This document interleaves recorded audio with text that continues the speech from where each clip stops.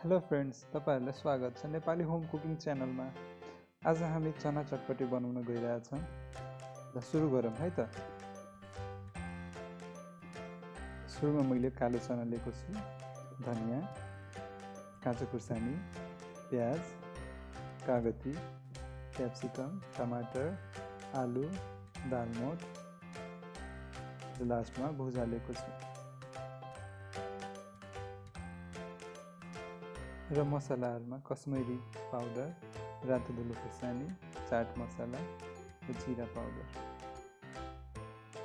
अब सब सामग्रीहरुलाई एउटा भाँडामा मिक्स गरौँ है त।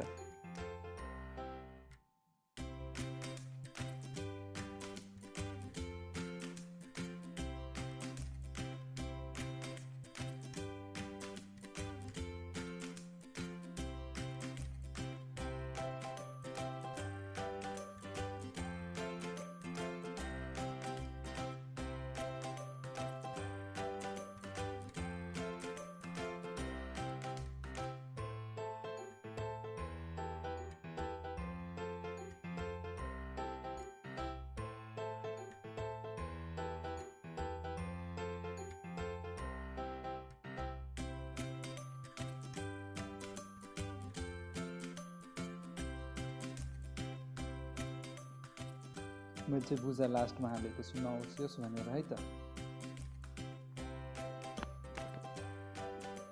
अब यसमा तेल हालेर मजाले मिलाउनु।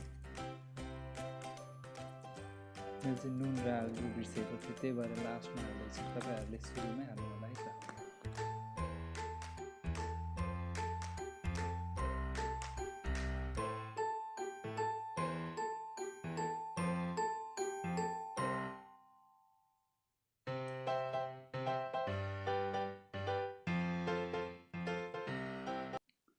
मैले चाहिँ पापडको कोन बनाएको थिएँ र म योमा सर्भ गर्न गइरहेको छु। तपाईलाई पनि पापडको कोन बनाउनु छ भने भिडियोलाई लास्टसम्म हेर्नु होला। मैले लास्टमा भिडियो हालेको छु।